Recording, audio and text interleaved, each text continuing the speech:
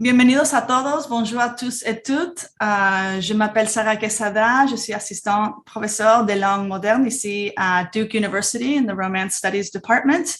Je suis rejointe par mes collègues Felwine Sarr, qui est la Anne-Marie Bryan Chair in French and Francophone Studies et cofondateur des éditions Jimsan à Dakar, qui a co-publié le roman de notre invité, avec qui on va parler aujourd'hui. Et notablement, Felwine a été classée parmi les top 100 de personnalités les plus influentes selon Time Magazine. Ensuite, je vous présenter ma autre collègue, Anne-Gaëlle Salio, Associate Professor of French and Romance Studies et affiliée du département d'histoire de l'art ici à Duke University. Elle est directrice du Centre des études français et francophones et en plus, elle enseigne un cours sur les Goncourt articulé autour de la première édition de choix Goncourt dans les États-Unis, où Duke a été sélectionné avec NYU, Yale, Harvard et Princeton. Bien évidemment, je suis bien entourée car nous sommes aussi ravis d'accueillir Monsieur Mohamed Bougarsar, auteur de plusieurs romans et notamment La plus secrète mémoire des hommes. Un honor tenerlo por acá. Muchas gracias. Je promets que je ne vous poserai pas de questions en espagnol, même si vous parlez de l'Argentine dans votre roman. C'est un honneur. Avant de donner une introduction de notre invité, je veux remercier le Franklin Humanities Institute, Ranji Khanna, qui est le directeur de l'Institut, mais aussi le département des langues, notre département Romance Studies, et aussi le Centre des études français et francophones dirigé par ma collègue Anne-Gaëlle Salio. Et bien évidemment, Felwine Sarr pour sa médiation. Et surtout, je veux remercier notre invité distingué. Mohamed Bougarsar est un auteur sénégalais qui habite actuellement à Paris, me semble. Et c'est ça.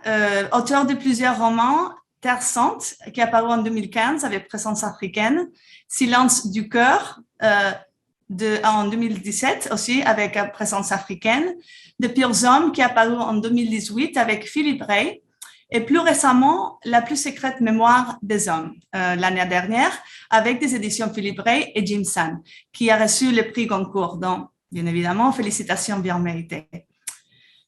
Le roman dont on va discuter aujourd'hui, La plus secrète mémoire des hommes, est considéré, et je cite, un chant d'amour à la littérature et à son pouvoir intemporel. Le narrateur, Diegan Latir Faye, un écrivain sénégalais, part à la recherche d'Eliman, un auteur francophone africain fictif, d'un roman célèbre. Here I'm going to butcher the title, I'm sorry. Le labyrinthe de l'animal, mais qui disparaît après de certaines accusations de plagiat. Dans ce parcours littéraire fascinant, on trouve des références cosmopolites au Sénégal, en France et surtout des liens importants avec l'Amérique latine.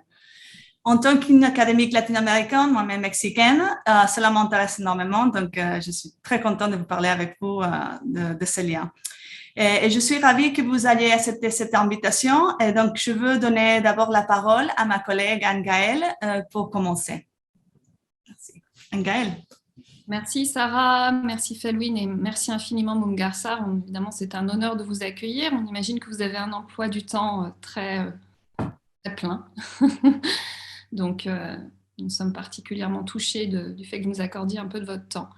C'est une tâche à la fois amusante et ardue de vous interviewer, Mohamed Bougarsar, car vous faites passer un vrai mauvais quart d'heure aux critiques littéraires dans votre roman. Ils sont moqués, conspués. Je cite, la critique la plus ennuyeuse de la Terre accrochée à ces problématiques ou à ces thématiques, tunnels généraux étroits. Fin de citation, ça c'est à la page 59. Ils sont même assassinés, mais alors ça devient une pure comédie. Évidemment, je ne souhaite ni finir dans aucun cas de ces cas de figure, donc je vais plutôt faire le choix du jeu littéraire, et j'ai envie de m'amuser avec vous, moins comme critique que comme lectrice. Alors, je vais commencer cet entretien par la citation d'un écrivain que je sais que vous affectionnez. Il s'agit de Borges.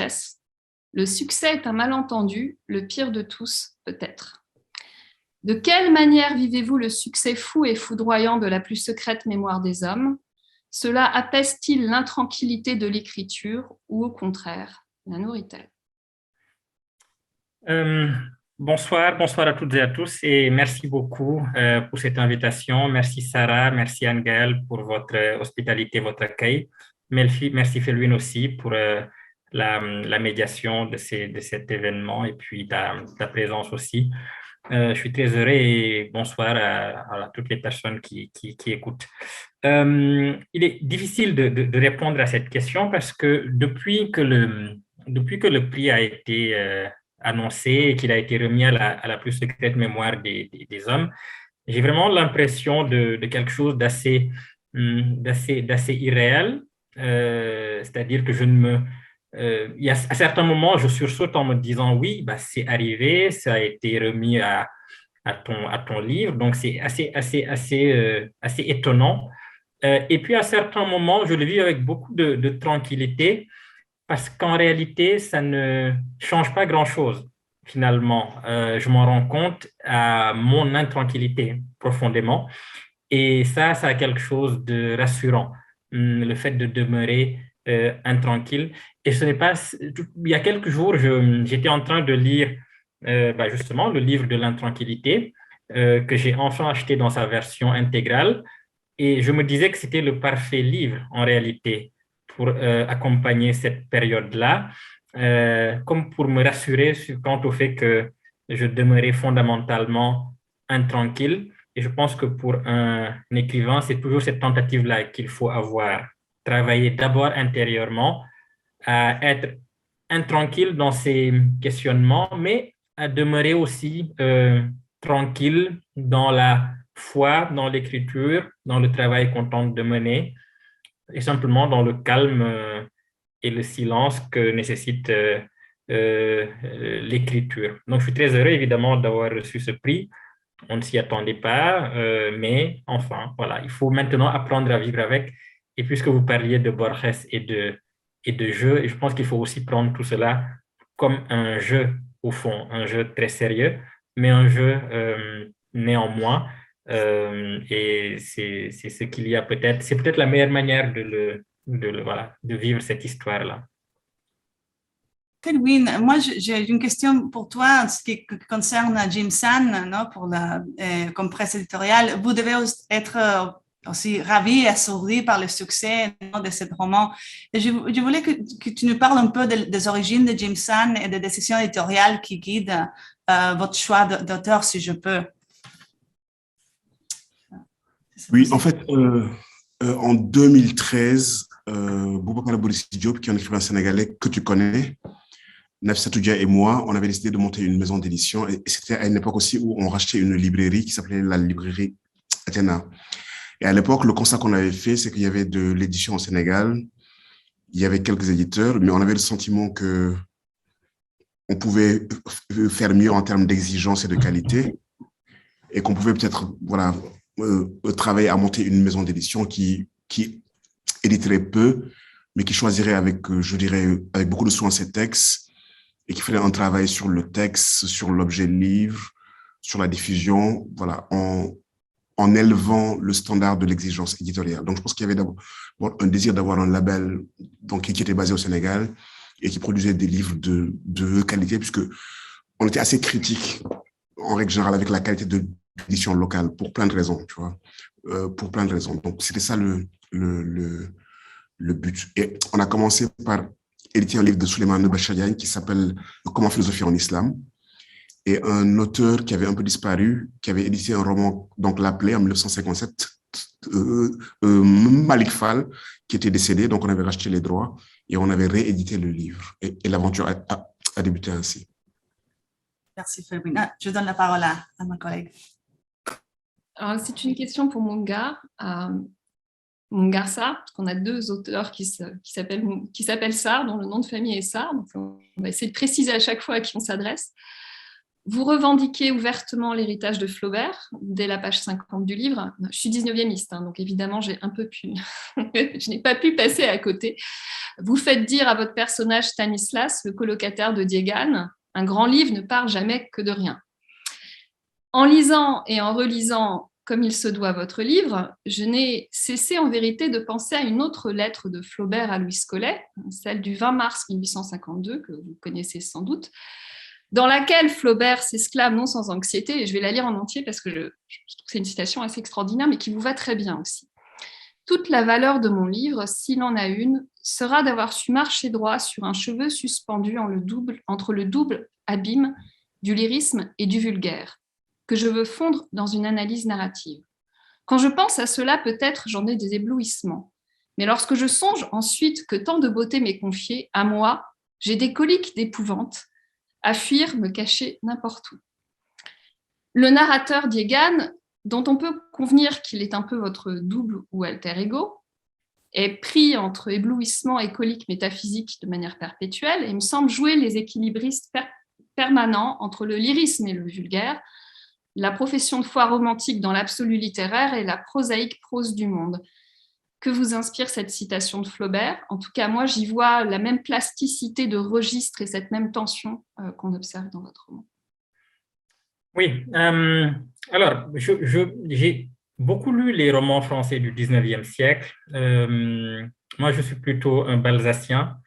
Mes enfants, on peut considérer que c'est tout à fait la même famille, puisque je crois que l'un des modèles assumés, en tout cas dans plusieurs de ces romans de Flaubert et Balzac, et on peut considérer que c'est d'une certaine manière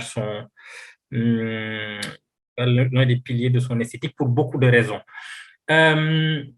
Cependant, la lecture de Flaubert m'a beaucoup intéressé, beaucoup impressionné, la lecture de ses romans, bien sûr, mais surtout la lecture de ses lettres. C'est devenu presque un lieu commun de dire que peut-être que la partie la plus intéressante, finalement, de l'œuvre de Flaubert, c'est sa correspondance. C'est devenu quasiment un cliché littéraire de l'affirmer ainsi. Mais ce n'est pas dénué, je pense, de fondement lorsqu'on parcourt cette correspondance-là. Dans la lettre que vous citez, il me semble qu'un peu plus tôt, un peu plus tard, je ne sais plus, je ne sais plus si c'est dans la même lettre, il a cette image où il dit qu'il a en lui deux bonhommes, l'un qui est pris de grands vols d'aigle, l'un qui est pris de lyrisme, et un autre qui est beaucoup plus ancré dans une sorte de labeur, finalement, quelque chose de plus prosaïque, de plus besogneux. Et il est d'une certaine manière les deux. Est-ce que je suis les deux? Oui, ça, je peux l'assumer. C'est-à-dire qu'en même temps qu'il y a une forme de quelque chose de très attiré par le lyrisme, de très romantique au fond, dans le fait d'assumer un certain idéalisme du propos, dans le fait d'assumer quelque chose de parfois très exalté.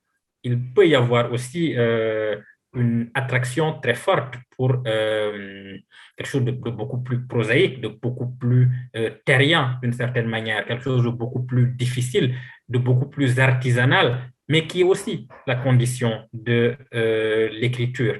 Cette séparation, qui n'est pas une séparation d'ailleurs, c'est plutôt une tension, mais c'est une tension féconde, comme doit l'être, je pense, toute tension intéressante. C'est une tension qui doit nous donner naissance à quelque chose.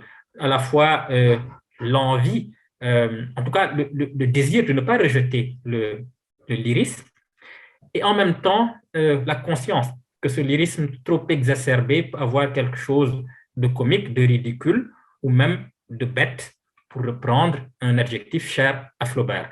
Donc, ces deux tensions-là cette tension-là est présente entre ces deux pôles-là, et Flaubert, pour plusieurs raisons, est l'un des écrivains secrets qui a présidé à l'écriture de la plus secrète mémoire des hommes, même si, évidemment, comme 19e, ça ne vous échappe pas. Non, et la bêtise non plus, le rapport à la bêtise non plus, et au cliché.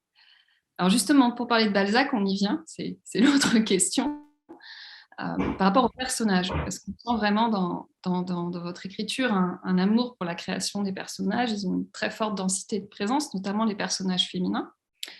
Alors, dans le labyrinthe, les femmes, elles sont souveraines, altières, indomptables aussi. C'est des initiatrices. Il y a franchement un côté très roman d'apprentissage du 19e siècle. C'est le lit dans la vallée, mais avec l'érotisme en plus. Et je me demandais, parce que, bon, en tant que femme, évidemment, ça aussi, c'est quelque chose qu'on retient, qu'on remarque beaucoup. Mais que représente le 19e siècle dans votre art romanesque, et notamment dans le rapport aux figures féminines? Oui,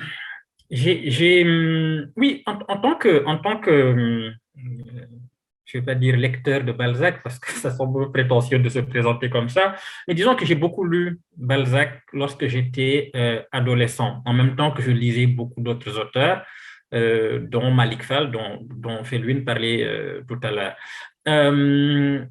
Quand je lisais Balzac, ce qui me marquait à l'époque, c'était le soin extrême qu'il apportait non seulement à la description de tous ces personnages, mais à la description de ces personnages féminins.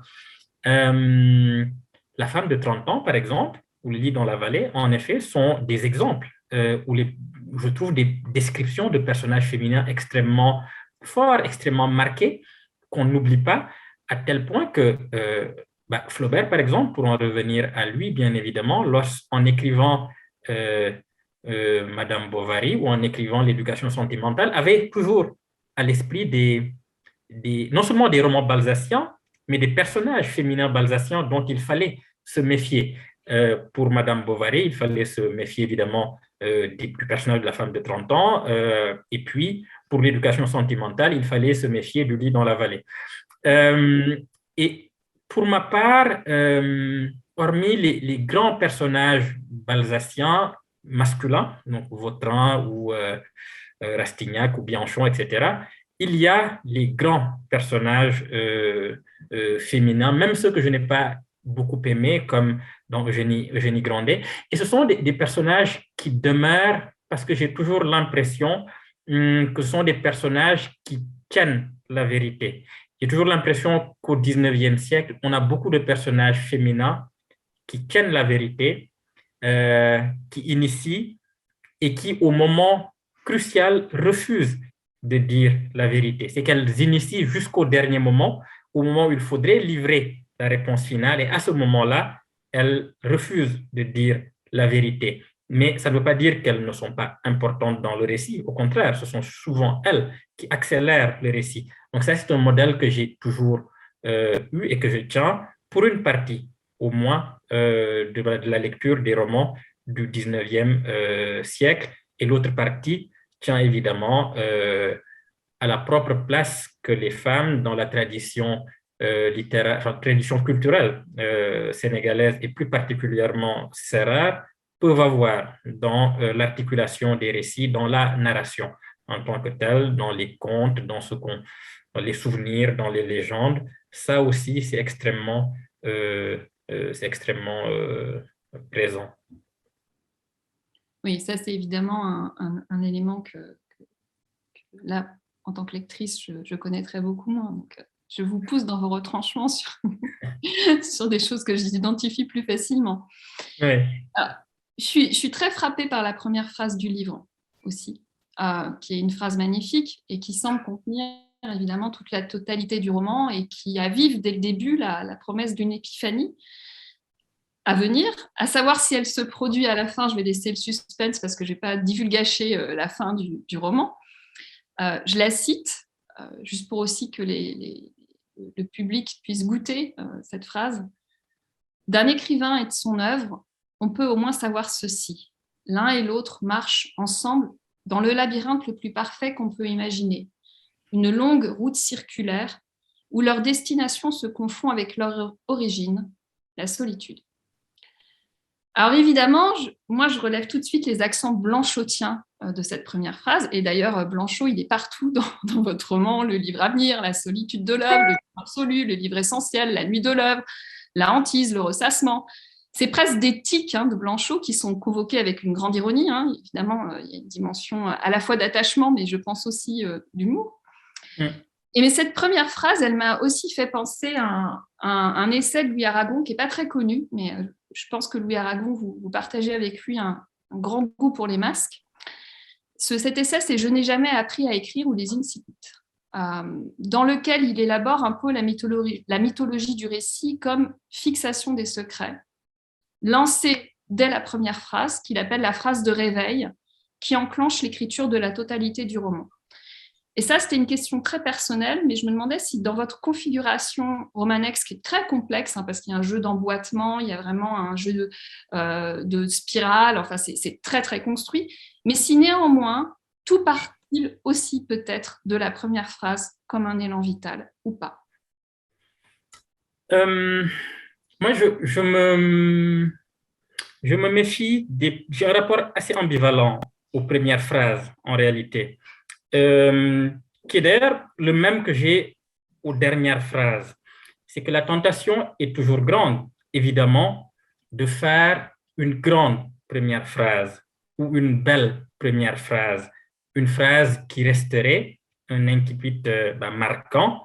Mais cela a quelque chose de dangereux parce qu'évidemment, il suffit d'y penser, de tenter de le faire pour que tout de suite, on envoie le mécanisme, que tout de suite, ça attire la lumière, peut-être un peu trop fortement. C'est pour cela que autant j'ai envie qu'une première phrase soit comme une sorte de signe, en tout cas un signe de départ, ou quelque chose qui au moins soit un feu, quelque chose qui soit envoyé comme éclaireur, disons, d'un texte, autant je me méfie d'une lumière qui serait trop forte ou trop fortement contenue dans cette première phrase-là. Dans la plus secrète mémoire des hommes, cette première phrase, j'y ai beaucoup réfléchi. Félwine pourra témoigner qu'elle a beaucoup changé selon les versions. Elle a eu plusieurs formes, elle a parlé de plusieurs choses. Finalement, j'ai choisi celle-là parce qu'il me semblait qu'elle était à la fois assez brillante et assez obscure. C'est que c'est vraiment les deux. Elle peut sembler très frappante, mais elle est aussi assez obscure. En tout cas, je pense, elle oblige à aller au bout du roman pour revenir à elle, puisque c'est une phrase qui parle de circularité. Et tout de suite, on comprend peut-être, dès qu'on la lit, qu'on en reviendra à cette phrase-là, ou que cette notion de circularité-là voilà, est contenue dès la première phrase. Mais ce n'est pas si évident que cela. En tout cas, je ne tenais pas à ce que ce soit si évident que cela. Et comme toujours, c'est par le paradoxe, parce que je fonctionne aussi, j'essaie en tout cas de construire toujours pas chacune de mes phrases, parce que ce serait impossible, mais en tout cas les phrases que je juge comme étant l'ossature du roman, les phrases capitales, d'une certaine manière, j'essaie toujours de faire en sorte que ces phrases-là soient des phrases toujours paradoxales. Et dans la première phrase, c'est un mélange de quelque chose d'assez oui, d'assez intriguant, mais aussi d'assez obscur. Et c'est de ce paradoxe-là que surgit peut-être un intérêt qui pousse à aller au-delà si on dépasse maintenant toutes les caractéristiques liées au rythme même de la phrase et à toutes ces caractéristiques, disons, formelles, quoi, comme structure phrastique en tant que telle. Voilà. Mais c'est quand même une grande belle phrase, et la dernière phrase est une grande belle phrase aussi. Ah, bon, et on ne va pas la dire, mais parce qu'elle est magnifique, la dernière phrase. Et il y a bien aussi l'effet de circularité. Enfin, je ne vais pas tout gâcher, là. Je ne vais pas dire cette phrase. Ouais. Mais après, sur Blanchot, je voulais revenir un peu sur Blanchot aussi. Parce que c'est vrai que ça a été une lecture très, très, très, très intimidante pour moi aussi, très forte. Et il y a toute une famille, de toutes les manières, d'écrivains qui peut partir de Flaubert, qui peut pour arriver à Blanchot en passant par Valéry ou Mallarmé, dont on peut sentir l'influence très forte sur la question du livre à écrire ou du livre essentiel ou du livre à venir, évidemment, mais comme vous l'avez souligné, il y a aussi toute une veine satirique à l'égard de cette forme de mystique, finalement, de l'œuvre essentielle ou de l'œuvre finale. C'est qu'en même temps que ça me fascine, je m'en moque tout autant parce que je me rends bien compte aussi de ce que cela peut avoir de ridicule, voire d'absolument paralysant, d'être aussi dans cette sorte de glorification quasi divine de l'œuvre et du silence qui doit entourer une œuvre, autant de thématiques blanchotiennes qui rendent Blanchot aussi intéressant qu'agaçant, et ça reflète tout à fait la lecture que j'ai pu avoir de ce cher Blanchot. Ouais, non, mais qu'il soit inhibant, ça, on est bien d'accord, mais il y a la solitude aussi, il y a la question de la solitude de l'œuvre. Alors, c'est un peu comme si Blanchot avait remplacé la littérature romantique pour Flaubert, vous voyez, enfin, le même détachement, la même tendresse amusée et aussi parfois féroce, parce que Flaubert ne châtiait bien que ce qu'il aimait beaucoup, finalement. Oui. Sarah, je pense que tu as beaucoup de questions, hein, donc on va avancer. Parce que... Oui, well, de Blanchot à Louis Aragon, le 19e siècle, je reviens là sur les décolonisations, les indépendances en Afrique. Donc, j'ai une question pour vous et aussi pour Felwine, puisque vous êtes tous les deux des écrivains qui vous avez né après les années 50 des indépendances. Donc, nous savons que certains événements dans votre œuvre, Mohamed, que certains événements politiques se produisent dans les romans, comme notamment la mort de Fatima Diop au Sénégal, sont influencés par la décision prise par Abdoulaye Wade en 2002 de créer des conditions pour une succession au pouvoir d'un de ses fils. Et Mohamed, en particulier, vous réfléchissez également aux événements des printemps arabes, par exemple. Donc, prenant tout cela en compte, je me demande ce qui signifie être un écrivain comme vous deux. Et d'ailleurs, Felwine vient de publier les lieux qui habitent mes rêves, donc félicitations. Donc, depuis ce point de vue, comme en tant que des écrivains, né après la décolonisation de l'Afrique des années 1950, comme je dis, après la métisation d'Abdel Nasser, les Bandung, les mouvements non alignés, l'union politique de l'Amérique latine avec l'Afrique, etc. Vous témoignez aussi la façon dont les indépendances ont produit les conditions politiques que le roman de Mohamed, la plus secrète mémoire des hommes critiques. Donc, ce roman offre-t-il, qu'est-ce que ce roman offre philosophiquement sur cette période de la décolonisation en Afrique à partir de votre point de vue contemporain, tous les deux, je me demande. Je laisse Felwine commencer.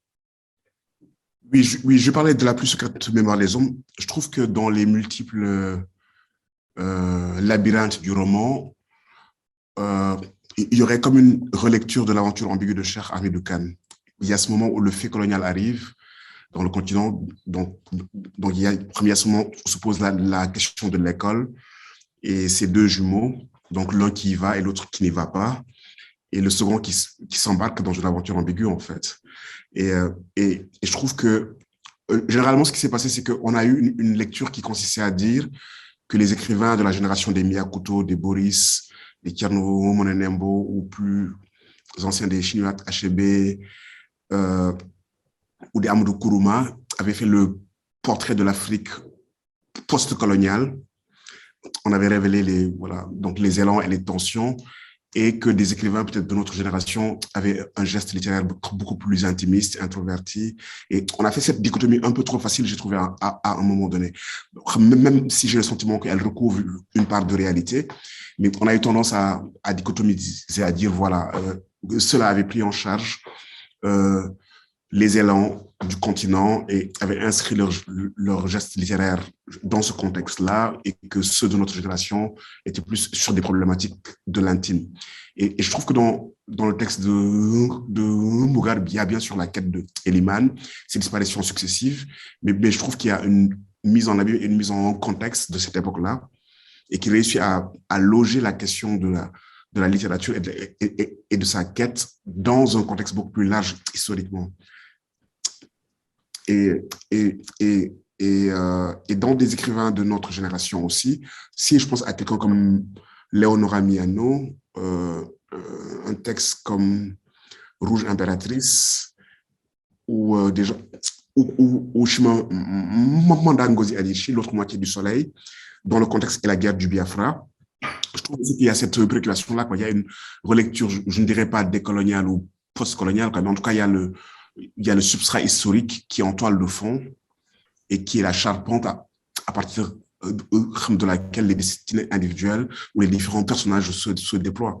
Mais je n'ai pas le sentiment que que la mission de rendre compte de l'existentiel collectif soit la préoccupation principale, en tout cas, de ceux qui sont nés, de ceux qui sont de ma génération ou de celle de Mohamed Bougarsa, même si les contextes sont là, quoi, et qu'ils existent. J'ajouterais que, en réalité, la dichotomie dont Felwine parlait, qui a été faite un peu trop rapidement, moi, m'a beaucoup posé problème au départ, parce que c'était comme si les écrivains de ma génération ou de notre génération, de celles qui arrivaient après les Boris, n'avaient plus le droit d'inscrire la politique ou le politique au cœur de leur fiction. C'est comme si, au fond, tout sur cette question-là avait été fait, puisque les luttes anticoloniales avaient été faites, puisque l'Afrique post-coloniale immédiatement avait été décrite. Que restait-il à décrire? Il fallait forcément aller vers l'intime, et un intime qui aurait été dépolitisé. Alors que moi, ça me semblait tout à fait compliqué, voire impossible, de parler de l'existentiel en ignorant le politique, comme si c'était deux dimensions qui ne pouvaient pas se rejoindre. Et toute la question à partir de là était de me demander comment relier les deux, et même en allant beaucoup plus loin, non pas simplement relier l'existentiel ou le politique, mais comment dire que l'existentiel est aussi profondément politique. C'était vraiment une question de départ. Et comment, par extension, le désir de littérature ou la réflexion sur le sens d'un geste artistique ou d'une production artistique, vécue sur le plan le plus intime, le plus profond, pouvait aussi être politiquement signifiant. Et à partir de là, je me suis mis à avoir un certain nombre de lectures, non, bien évidemment de romans, mais aussi d'essais théoriques. La réflexion de Rancière, par exemple, l'œuvre de Rancière a été assez intéressante pour moi sur ce plan-là, pour simplement tenter de dire que tout geste artistique ou tout désir de geste artistique ou toute méditation existentielle sur l'esthétique est profondément un geste d'abord social. Parce que j'avais oublié finalement la question du social au départ, de me dire que c'était aussi inscrit à l'intérieur de configurations sociales, à l'intérieur de temps sociaux, à l'intérieur d'événements sociaux qui, avant d'être politiques, au sens presque politicien du terme, étaient d'abord des événements ou des mouvements sociaux importants. Et qu'à partir de là, lorsqu'on parlait du social, on touchait immédiatement à ce qui était existentiel. Et il me semblait qu'il fallait toujours reconnecter la littérature à cela, ne pas tomber trop rapidement dans une sorte de séparation, ne pas tomber trop rapidement dans une sorte d'écart, ne pas tomber trop rapidement dans une sorte de marginalisation, parce que c'était le meilleur moyen, non seulement de dépolitiser la littérature, mais de se prendre ensuite le reproche, parce que ça aussi, ça arrive très souvent, de faire une littérature qui serait trop gratuite. Et pour échapper à ces deux écueils-là, qui sont aussi absurdes l'un que l'autre, c'est toujours insister sur le fait que le désir de littérature est aussi un désir social. Et je pense que j'appartiens à une génération qui a aussi conscience de ça, qui a aussi conscience du fait que l'expérience humaine est une totalité et que dans cette totalité, il y a plusieurs parties, plusieurs formes, plusieurs réalités, et que la littérature, l'écriture, ou même le désir de s'inscrire dans un geste littéraire est aussi un geste aussi existentiel que social et donc que politique, finalement. J'adore cette idée que la littérature ne peut pas être séparée de ce désir social, et parce que vous parlez aussi de notions esthétiques, Mohamed, esthétique de l'intime, qu'après vous liez avec l'extérieur comme l'Amérique latine. Donc, parce que je voulais parler aussi des liens que vous faites, ces liens transatlantiques que je trouve qui aussi sont liés historiquement avec l'Amérique latine. Et c'est parce que votre roman célèbre les auteurs latino-américains comme Ernesto Sábato, Roberto Bolaño, Silvina Ocampo, etc. Un phénomène qui renverse l'habituelle francophilie en Amérique latine. Donc, et vous dites à propos de Bolaño dans un autre entretien, vous dites « Il m'a libéré dans la mesure, m'a permis d'oser mettre la littérature au cœur du roman comme sujet ». Donc, à propos de cette esthétique, là où vous exprimez une admiration pour la littérature d'Amérique du Sud, c'est évident, et votre œuvre s'intéresse je me demande si votre œuvre s'intéresse, elle, au contact direct entre le point sud-sud. Parce qu'on a déjà parlé de la France, par exemple, mais moi, je m'intéresse beaucoup sur cette relation sud-sud. Est-ce que votre livre semble aussi reconfigurer la francophilie en Amérique latine et témoigne d'un enthousiasme pour la lettre latino-américaine? Ou pouvez-vous nous dire un peu plus là-dessus? Oui. En réalité, je crois que ce livre arrive aussi, est aussi le fruit de son époque, c'est-à-dire d'un certain nombre de réflexions, de tentatives artistiques, mais aussi théoriques, de relier les Suds entre eux ou d'avoir une pensée que l'on appellerait celle du Global South, même si c'est toujours beaucoup plus compliqué que les appellations génériques. Mais il m'a semblé à un moment qu'il fallait aller chercher dans ces littératures-là aussi quelque chose qui simplement permet de se décentrer. J'ai beaucoup répété que ce livre, c'est aussi une tentative de sortir d'une sorte de face-à-face obsédant entre l'Afrique et l'Europe. Et ce n'était pas seulement, comment dire, ce face-à-face n'est pas seulement, il est sclérosant pour tout le monde lorsqu'il devient trop insistant. La seule manière d'en sortir, c'est simplement de regarder vers un autre continent. Cet autre continent-là, pour moi, c'est la littérature, bien sûr, mais avant d'accéder à cela, il faut passer par un autre continent bien réel, pour moi, et il s'est avéré que c'était le continent sud-américain, au-delà des liens historiques, des similitudes qu'il a pu y avoir, et au-delà aussi des différences, parce qu'il y en a de réelles entre les sociétés sud-américaines et africaines. Il y a dans leur littérature, dans ces romans-là, quelque chose qui m'a profondément intéressé. Bolaño, oui, m'a libéré dans le sujet, en fait, de pouvoir mettre sans remords, avec même beaucoup de joie et de gaieté et de férocité, la littérature au cœur de la littérature, mais de façon beaucoup plus large. Ce qui m'a surtout beaucoup intéressé dans ces littératures-là, et là, je vais peut-être provoquer un peu Anne-Gaëlle, c'est que j'ai eu l'impression d'avoir été longuement obsédé par la question du style.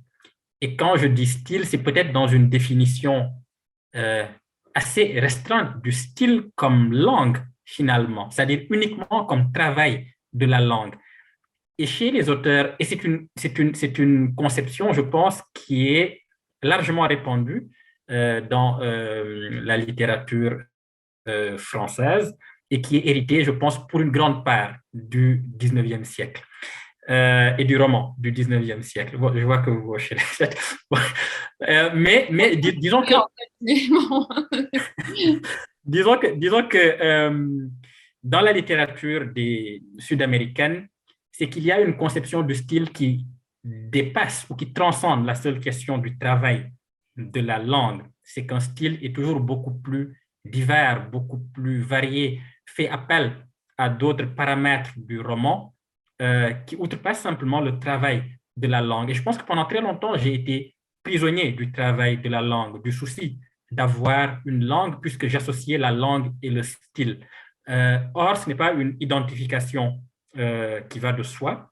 Et je crois que tous les grands romanciers sud-américains, non seulement ceux du boom, mais aussi ceux d'après, ceux de la génération de Bolaño, ont nuancé, ont compliqué en tout cas cette idée-là. Et à partir de là, l'imaginaire est beaucoup plus riche. C'est que, voilà, c'est que ça m'a même permis de faire attention à des notions comme simplement un imaginaire. Qu'est-ce qu'un imaginaire quand on est un romancier? Alors qu'avant, j'étais vraiment obsédé par la question de l'écriture et par la question de l'écriture comme langue, précisément. Et le détour par ces littératures-là m'a vraiment permis de compliquer cette idée-là du style. Donc voilà, en tout cas, dans un premier temps, ce que je peux leur devoir. Cette idée que the boom writers, les auteurs du boom ont mis l'Amérique latine sur le plan, like they placed them on the map, c'est très important et c'est une question que je crois que vous remarquez. Donc, j'aimerais parler beaucoup plus avec vous sur cette concept de ces liens. Mais je sais qu'on n'a pas beaucoup de temps, donc je veux continuer avec une question peut-être plus spécifique de votre œuvre, ce qui concerne encore l'Amérique latine, bien sûr. Donc, la question spécifique s'appuie sur l'appropriation de l'Amérique latine par un des personnages du roman. Et ici, je pense à la poète haïtienne qui ne peut qu'être enterrée en Argentine. Et cette expression d'afrocosmopolitanisme sud-sud m'intéresse beaucoup et c'est très important dans une œuvre africaine. Donc, moi, je me demande pourquoi la poète haïtienne ne peut être qu'enterrée à Buenos Aires. Ou peut-être la question est aussi, quelle est l'importance du lieu de l'Argentine dans votre œuvre? L'importance de l'Argentine, où je le signale, je ne suis jamais allé, autrement qu'à travers les romans les romans, tout simplement. Un type de voyage? Oui, voilà, c'est un autre type de voyage.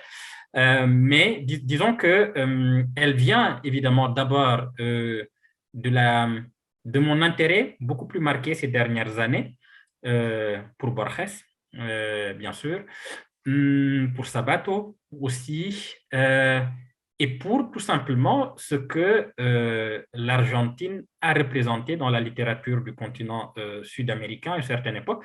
C'est qu'autour de la revue Sourd, bien sûr, il y avait beaucoup d'Argentins et ça me semble assez fou. C'est vraiment pour moi l'idée, le moment d'une aventure esthétique, politique, sociale, collective, mais aussi un exemple d'un cosmopolitisme extrêmement réussi, puisqu'on y trouve aussi bien des Espagnols, évidemment, que des Argentins, que des Polonais parfois. Et la présence, le fait qu'il y ait eu à un moment donné en Argentine, au même moment, Borges, Sabato, Bioy Casares, Gombrowicz, c'est quelque chose d'assez impressionnant, Ocampo, bien sûr, c'est quelque chose d'assez impressionnant pour moi et c'est le type d'aventure pour moi qui est très féconde, qui ouvre sur le plan de l'imaginaire des espaces extrêmement importants. Et il se trouve que je me disais simplement que si quelqu'un comme, et là je quitte l'Argentine, mais bon, si quelqu'un comme Vargas Llosa a pu écrire un roman comme Le rêve du Celte, par exemple, s'il peut s'autoriser voilà, une intrusion comme ça sur un territoire qui est le territoire du Congo belge, où il n'est jamais allé et où pourtant il produit un roman extrêmement fort, pourquoi est-ce que je ne me permettrais pas d'aller comme ça, même si je n'y ai jamais mis les pieds, en Argentine à travers un personnage, à travers des personnages? Pourquoi est-ce qu'une poétesse haïtienne n'aurait pas le droit de se sentir chez elle et de sentir que, c'est-à-dire chez elle, ça veut dire, oui, à l'endroit où elle pense être née et où elle pense qu'elle doit mourir. En tout cas, c'est une définition possible du chez-soi, mais qui est un chez-soi de déplacement, puisque c'est une géographie qui n'est pas nationale, en tout cas au sens politique, mais qui est aussi plus affective, qui est une géographie beaucoup plus liée à ses influences, au moment aussi où on naît à la littérature, et cette poétesse haïtienne-là naît à la littérature en Argentine, a des maîtres en Argentine, vit peut-être la période la plus intéressante de sa vie en Argentine, et c'est ce qui produit cela. Et dans mon imaginaire, il fallait aussi pouvoir, oui, introduire comme ça des personnages ou des figures qui sembleraient inattendues, mais finalement s'interroger sur la raison pour laquelle elles pourraient paraître inattendues. Pourquoi est-ce que c'est inattendu-là? Et compliquer cet inattendu, c'est pouvoir faire en sorte que qu'il n'y ait plus aucune forme d'interrogation sur le fait qu'un personnage nommé Eliman ou la poétesse haïtienne aille en Argentine, rencontre des écrivains connus, fasse sa vie avec eux, et puis voilà. Je me demande, Felwine, aussi pour parler un peu de cette philosophie dont on vient d'entendre de Mohamed Bougar. Est-ce que Jimson contre avec cette philosophie, cette vision aussi en ce qui concerne le national, de penser au lieu, par exemple, de la littérature africaine comme, beyond borders. Donc, au-delà de cette petite nation, non, et plus dans un concept d'Afropolitan, plus d'un concept pan-africain, pan-africain. Je me demande si chez Jimson, il y a cette concept aussi que tu regardes, enfin, et qui discute avec cette même vision, cette même philosophie. Non, je pense pas. Je pense qu'au départ, peut-être que ce qui nous intéresse, c'est d'avoir de beaux textes, des textes qui nous touchent, et des textes dont on pense que ils ont des choses à raconter au lecteur, quoi, et que ce lecteur-là est un lecteur, je dirais, élargi. Mais ce que je trouve intéressant dans ce que Mohamed vient de dire et ce dialogue avec l'Amérique latine, c'est l'idée d'un commerce des imaginaires élargis, quoi, et de sortir d'une assignation de territoire des imaginaires.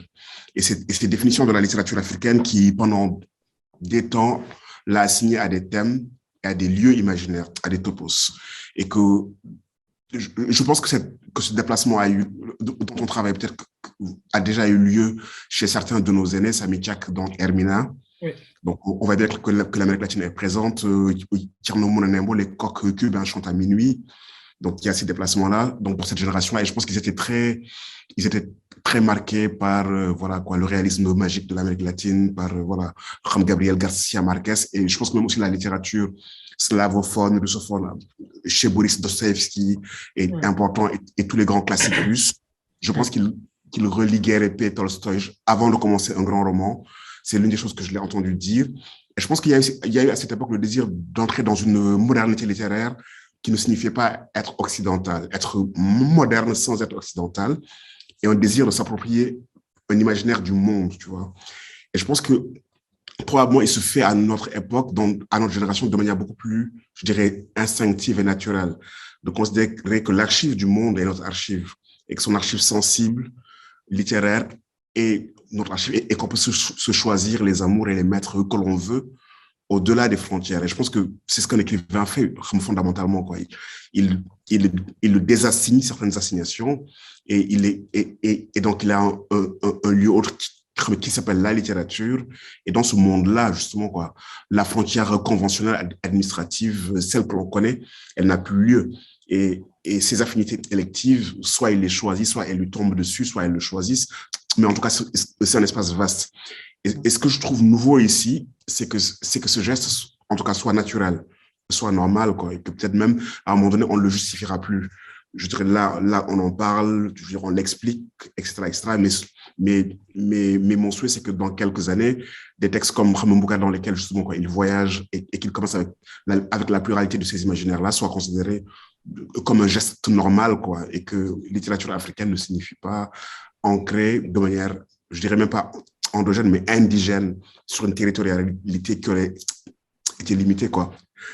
Amel Ville, dans Moby Dick, lorsqu'on a dit qu'il écrivait en anglais, il a dit qu'il n'écrivait pas en anglais, pourtant il écrivait en anglais, mais il a dit qu'il écrivait en outlandish, et qu'il écrivait en dehors des terres assignées, quoi, et que sa langue elle-même n'était pas l'anglais.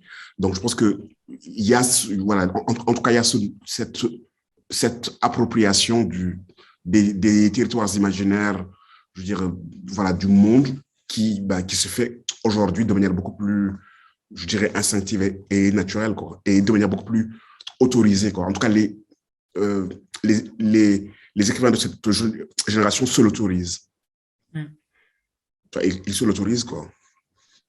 En fait, ce qui est très intéressant, j'ajouterais, c'est que même pour les auteurs du boom latino, il y a eu, je pense, un moment où ils se sont retrouvés dans une sorte d'impasse.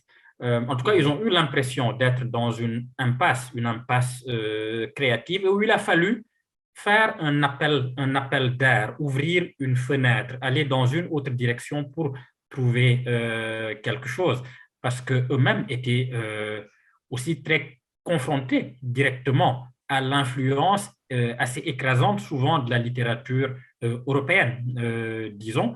Dans un livre que j'ai aussi beaucoup lu, c'est votre compatriote Sarah sur le labyrinthe de la solitude. Octavio Paz dit cela, il explique très bien pourquoi est-ce que les auteurs de sa génération ont eu à un moment donné l'envie de faire autre chose. C'est qu'ils se sont rendus compte qu'ils étaient peut-être arrivés, longtemps après que la littérature dite européenne avait expérimenté des choses, tenté des choses, eu énormément d'influence à travers le monde. Donc, le sentiment qu'il y avait une impasse par là les a poussés à aller vers autre chose. Et d'une certaine manière, dans des situations tout à fait différentes, c'est peut-être une chose que j'ai senti, que des gens comme Samy ou Tcherno, dont tu parlais, Felwine, ont peut-être senti.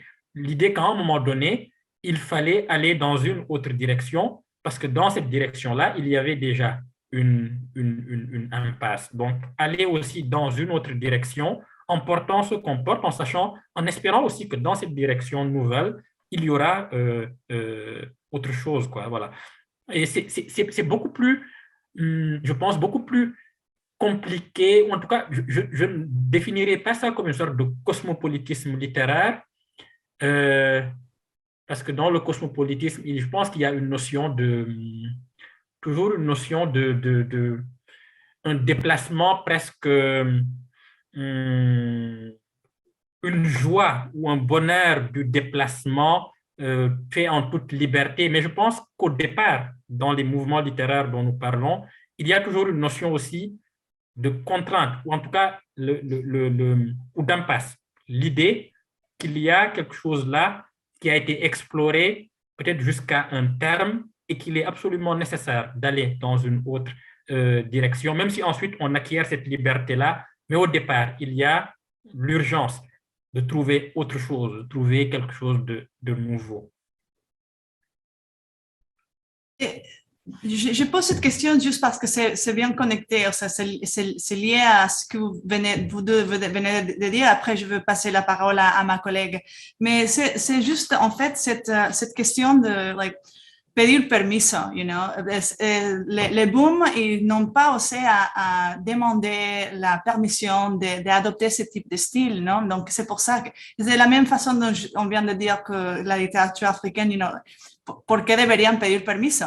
Non? Donc, un peu sur cette même questionnement, je voulais poser une question à propos de la déstabilisation d'une idée d'originalité qu'on trouve dans la littérature monde.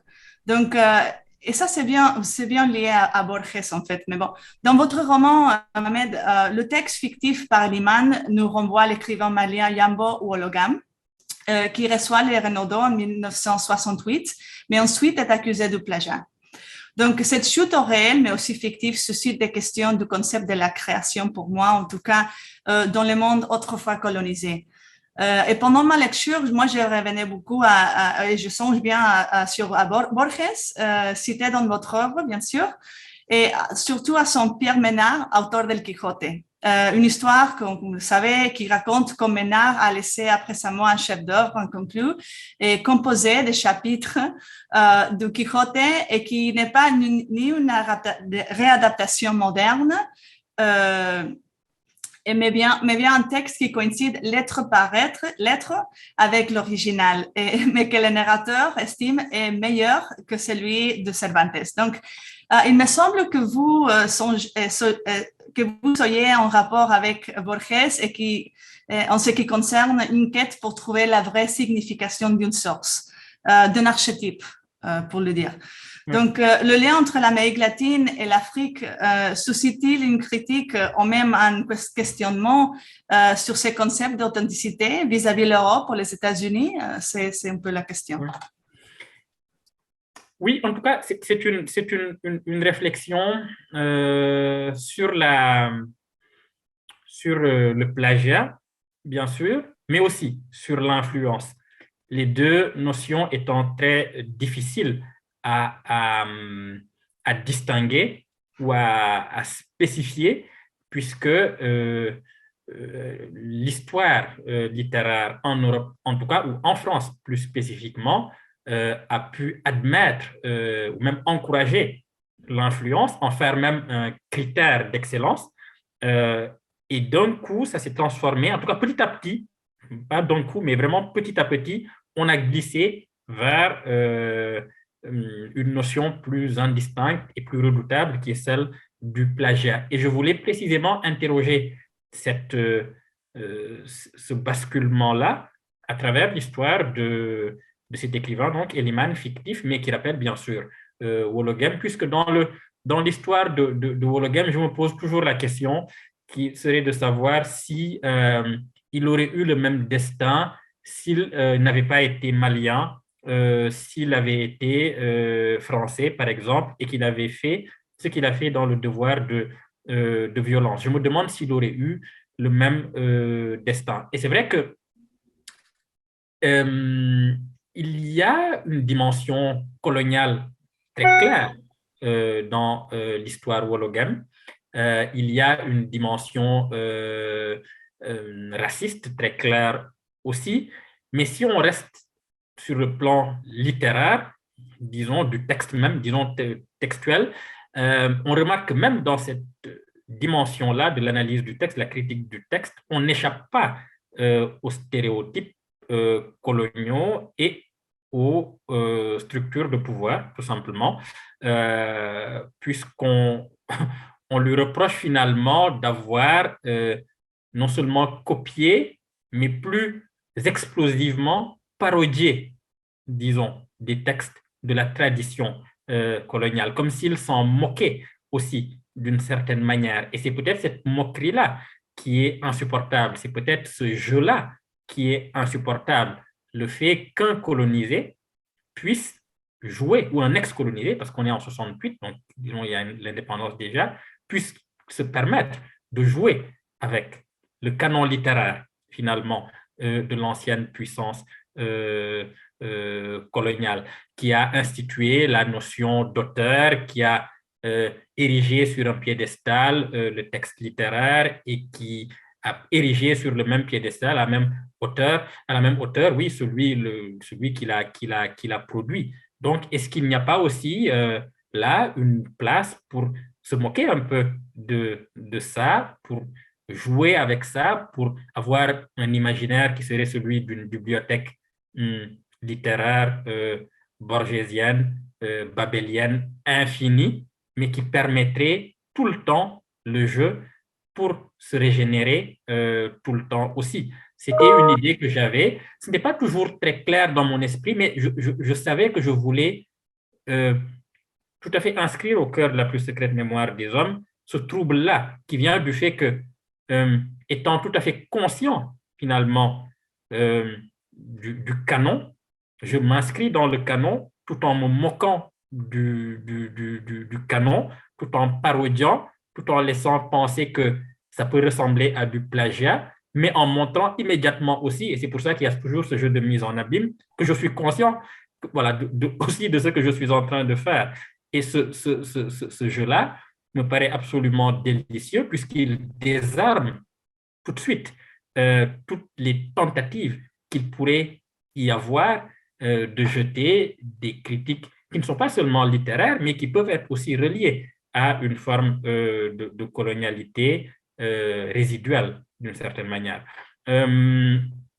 Et puis, pour le reste, Borges, évidemment, est important pour cela, qui rêvait que finalement, il y ait une sorte d'anonymat des textes, qui rêvait que finalement, un texte puisse appartenir à tout le monde et que tout le monde puisse s'en emparer et le réécrire toujours. Pour revenir sur la question du plagiat, évidemment, il y a cette histoire d'Hologem, et vous avez très bien parlé de la dimension raciste des accusations de plagiat, mais c'est aussi une époque où les accusations de plagiat sont nombreuses. Et ça pose évidemment la question de savoir si tout écrivain est peut-être toujours déjà plagiaire, voilà, l'impossible originalité. Mais il me semble aussi que dans cette figure, ce qui vous intéresse, c'est la question du silence et de la disparition. Ce qui vous inscrit aussi dans toute une généalogie, dans toute une bibliothèque littéraire qui est très vaste. Et ce qui me frappe aussi, c'est quand même que cette disparition, elle est profondément ambivalente, puisqu'elle est toujours entre devoir de mémoire et respect de l'oubli, entre archives et silence, entre annihilation subie, et elle peut être aussi un acte de résistance politique. Et j'aimerais bien que vous nous en disiez un petit peu plus sur cette hantise de la disparition, qui est quelque chose que je pense que vous avez peut-être en commun avec Felwine aussi, d'ailleurs, dans vos univers imaginaires, oui. Tout comme le fait d'écrire sur des lieux dans lesquels on n'a pas été. Je n'ai pas eu le temps de poser cette question-là, mais c'est vrai que pour Felwine, il y avait la question de la Pologne dans son dernier roman, et je sais que tu n'y as pas mis les pieds, mais que voilà, c'est aussi ce jeu qui va au-delà des frontières, des nationalités, et qui est juste propre de l'imaginaire. Oui. En fait, je crois que je laisserai Felwine développer un peu plus longuement, mais très brièvement, je crois que il y a évidemment toute une tradition mystique. Je laisserai Felwine parce que bon, il s'y connaît beaucoup plus de moi sur cette question-là. Mais disons, les grands textes mystiques ou les grands mystiques, en tout cas, la plupart d'entre eux ont une relation très ambivalente, bien sûr, à la parole ou à la parole comme œuvre, puisque il y a comme l'idée que pour arriver à une sorte d'anéantissement dans le silence, qui serait la vraie révélation, il faut quand même chercher une parole, toujours. Parler, chercher le sens le plus profond d'une parole par le langage, en parlant bien sûr, mais dont le but serait d'arriver à une sorte de non-parole et à une sorte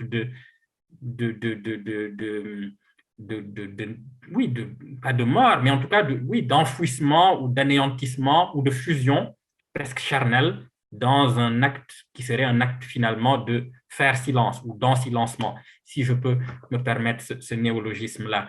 Et je crois qu'il y a beaucoup d'analogies possibles avec la recherche littéraire, en tout cas une certaine recherche de paroles littéraires essentielles, de vérité littéraire essentielle, qui peut se rapprocher d'une mystique. C'est pour cela que le livre est aussi hanté par toute cette tradition dont on parlait tout à l'heure autour de Blanchot, mais il est aussi hanté par l'idée que peut-être, et c'est une idée qui peut être attachée à une tradition mystique ou à une tradition soufie, qui serait que le véritable geste littéraire ou la véritable œuvre littéraire, finalement, est une œuvre de silence.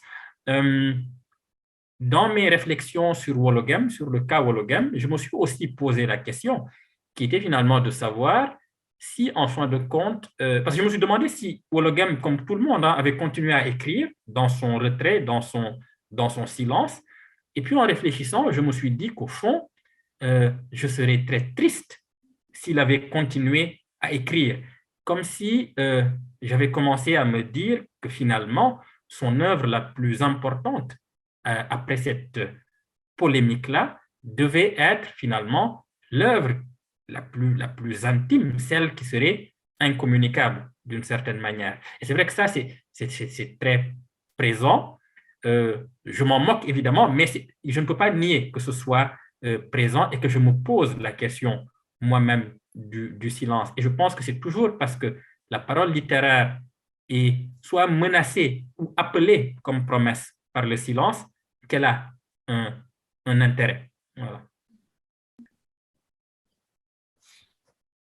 Je suis assez d'accord avec ce que Mohamed vient de dire. Dans mon premier roman, on va l'appeler comme ça, Daïch, la dernière phrase, c'est « Le silence, peut-être un jour ».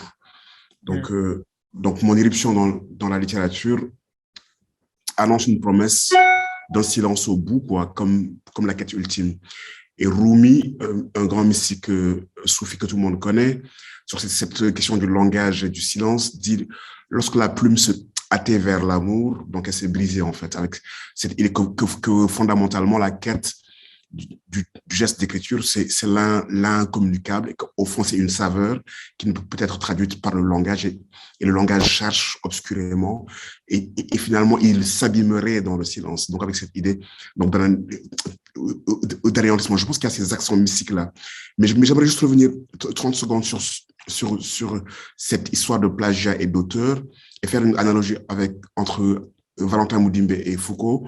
Mudimbe réinterroge Foucault, réinterroge la question du discours chez Foucault, et lors du discours en disant, OK, Foucault a réfléchi à cette manière de conjurer les risques du discours, que toute société essaie de conjurer. Donc, le partage de la folie, la vérité, il y a tout un tas de normes qui est autorisé à parler, qui ne l'est pas, et il y a l'otariat. Il y a cette idée de dire, ce texte peut être attribué à un auteur. Et quand Mudimbe s'interroge dans l'espace de ce qu'il appelle l'Afrique, lors du discours africain, il trouve le même désir de conjurer les dangers du discours et un certain nombre de procédés qui sont équivalents, le partage de la folie et de la raison, le désir de vérité, ceux qui sont autorisés à parler, mais il ne trouve pas l'otariat. Il ne trouve pas l'auteur.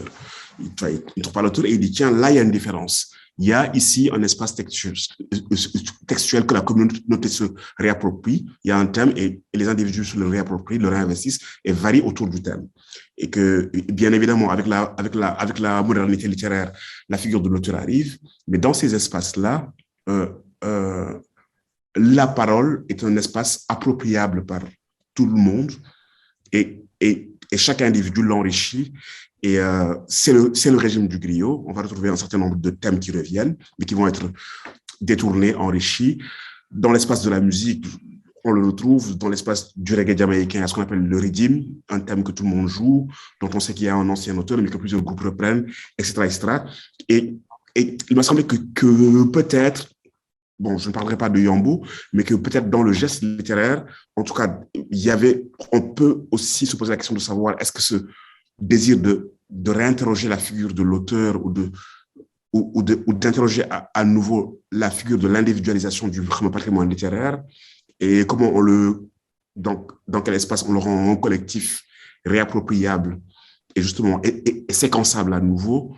Est-ce qu'on ne peut pas considérer qu'une réflexion sur le plagiat ou ce jeu de collage et de pastiche ne se référerait pas à une tradition d'un autre ordre du discours qui, dans sa culture et dans sa manière de s'approprier le discours ou les discours, relève d'un autre imaginaire. D'ailleurs, même dans ces espaces où on estime que les textes oraux dominent, le discours n'est pas logé chez le locuteur. Quand quelqu'un parle, il y a de la réponse de l'antiphonie, le discours est disséminé dans l'assistance et chacun en a un bout. D'où la facilité à le reprendre et à se le réapproprier puisqu'il n'est pas logé chez l'individu. Donc peut-être que là aussi, en ramenant un ordre du discours issu de notre géographie mentale et culturelle, il y a aussi une manière de réinterroger et de bousculer cette histoire de plagiat et d'auteur. Oui, non, mais tout à fait. Et il y a quelque chose quand même qui me frappe d'ailleurs dans l'histoire d'Hologame. Hein. Ce n'est pas une histoire que je connaissais avant de lire La plus secrète mémoire des hommes.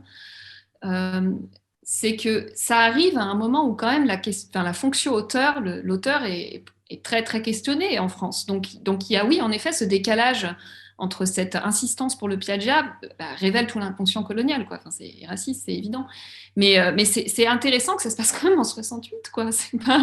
C'est pas en 1930. Enfin, il y a beaucoup de discours théoriques qui sont déjà à l'œuvre, même en Europe, pour détrôner l'auteur, quoi. Pour questionner, en tout cas, profondément. C'est vrai. C'est vrai que oui, c'est l'époque de la mort de l'auteur, en tout cas de la mort annoncée ou presque désirée de l'auteur chez Barthes ou chez Foucault. Mais très paradoxalement, c'est d'ailleurs la conclusion finalement, en tout cas de l'article de Barthes sur la mort de l'auteur, c'est qu'au fond, l'auteur n'a jamais été aussi présent qu'au moment où on dit qu'on veut le tuer. En tout cas, dire que l'auteur doit mourir, c'est reconnaître qu'il est encore vivant en une certaine manière et qu'il n'a jamais été aussi vivant d'une certaine manière. Et on se rend compte que voilà, quand on en arrive à oui, aux œuvres et plus précisément aux influences entre les œuvres, oui, là, l'auteur agit presque comme démarqueur, en tout cas comme ligne de démarquage pour pas seulement distinguer les œuvres, mais aussi les évaluer et les hiérarchiser, parce que ça, c'est toujours aussi très présent. Et c'est peut-être ça cette notion-là aussi de la hiérarchie ou de l'évaluation des œuvres qui est tout à fait absente, par exemple, dans des traditions orales ou dans des contes, par exemple, puisque je n'ai jamais entendu une réflexion selon laquelle tel conte serait meilleur que tel autre ou serait hiérarchiquement supérieur dans sa qualité littéraire à tel autre conte. Les contes existent et coexistent tout simplement et peuvent le faire et forment un ensemble parce que précisément, il n'y a pas d'auteur ou que l'auteur s'est perdu et qu'il appartient à tout le monde.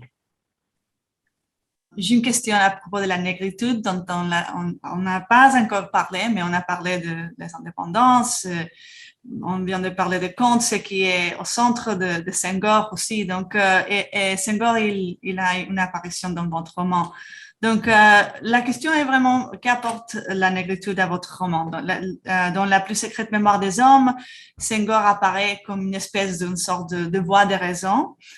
Il est suspicieux du livre d'Eliman, mais condamne les critiques français, car selon lui, un Français qui critique Eliman ne connaît pas le Sénégal ou confond le peuple sénégalais avec une autre société réelle ou pas. Donc, pouvez-vous nous parler du rôle de Senghor ou de la négritude en ces moments du roman quand il apparaît?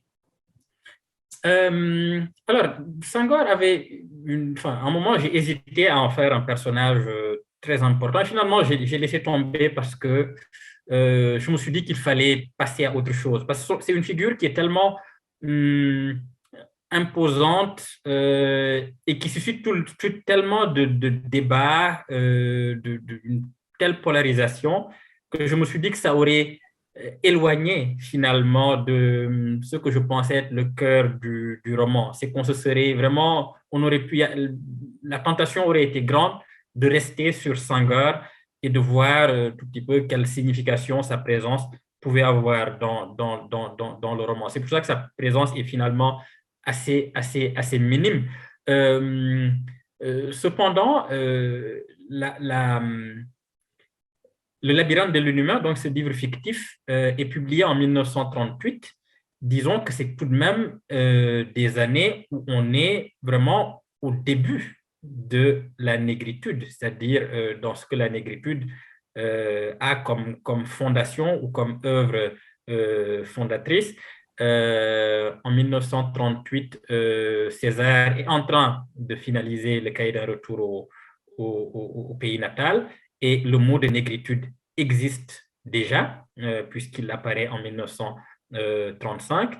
Et je trouvais assez malicieux, assez drôle finalement, de placer cet écrivain-là, tout à fait inconnu, au moment où les plus grands écrivains africains ou noirs de langue française échafaudent comme ça ce concept esthétique et politique de négritude Et je trouvais assez marrant de placer un écrivain qui n'avait rien à voir avec ça, qui était un tout petit peu à côté de cela, à la même époque, et qui avait une œuvre tout à fait singulière. Et peut-être que ce que je tentais de dire de la négritude, c'est que c'est un mouvement qui précisément est fait pour être dépassé. C'est que, évidemment, il a une influence très forte, il a eu une importance fondamentale pour moi. J'ai travaillé quelques années sur Senghor, mais j'ai toujours trouvé qu'il fallait le dépasser un tout petit peu la négritude, c'est-à-dire accomplir ce pourquoi elle est née, c'est-à-dire faire toujours avancer et progresser les idées, les réflexions, les luttes aussi. Mais bon, c'est à la fois le malheur et la chance de ce mouvement que d'avoir été institué et porté par des figures littéraires, politiques, poétiques si fortes que Senghor, Césaire ou Damas. C'est que c'est un mouvement qui reste, qui perdure, qui a encore des manifestations un peu partout dans le monde, sur le continent africain, mais aussi sur le continent sud-américain. On peut considérer même que je pense que l'héritage le plus fort aujourd'hui de la négritude n'est pas sur le continent africain, ni même américain, où il a pourtant ses racines, mais sur le continent sud-américain. Quand je disais américain, c'était nord-américain, mais je pense que c'est vraiment en Amérique du Sud, et plus précisément peut-être au Brésil ou en Colombie, qu'il y a peut-être encore les résurgences les plus fortes de la négritude aujourd'hui. Mais personnellement, je pense que j'appartiens vraiment à une génération qui a compris qu'il fallait peut-être le dépasser et que c'est le meilleur hommage finalement qu'on puisse rendre à ce mouvement-là. Et c'est la raison pour laquelle je m'autorise aussi des choses que je ne m'étais jamais autorisé avant, c'est de parfois me suggérer une moquerie à l'égard de Senghor, par exemple. Mais je pense que c'est tout à fait nécessaire de le faire dans un roman. J'avais juste une question de Bolaño, mais je suis aussi consciente du temps. Donc, je veux passer la question, je veux donner la parole à ma collègue parce que je crois qu'on a déjà suffisamment parlé de ce concept de cosmopolitanisme. Donc, je crois qu'on peut passer à une autre chose.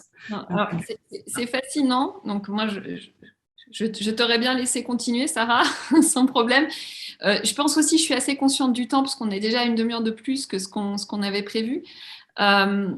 Alors, j'ai posé une question qui est vraiment très personnelle, enfin, parce que, voilà, j'ai été marquée parce qu'il y a très peu de films présents dans La plus secrète mémoire des hommes, mais il y en a, je pense, 2. Hein. Il y a Buñuel et il y a Blow Up d'Antonioni. Alors, ça apparaît comme ça au détour d'un moment qui est assez intéressant parce qu'en plus, c'est Sigadé qui parle de la poétesse haïtienne et de son expérience au moment de la Révolution en Argentine, où justement, elle est amie avec un couple qui tient un cinéma et qu'il passe Blow Up, et à ce moment-là, il y a des arrestations des étudiants et des militants. Et évidemment... Blow Up, c'est un film d'Antonioni inspiré par Cortázar, par la nouvelle Les Fils de la Vierge, mais c'est un film qui est un exemple assez incroyable d'un point de vue de la construction filmique, puisque, comme votre livre, c'est un thriller, mais c'est un thriller qui reste avec une énigme totalement irrésolue. On part sur la piste d'un thriller, et évidemment, ça n'en sera pas un. Et bon, pour ceux qui ne connaissent pas le roman, un photographe prend des photos dans un parc à Londres.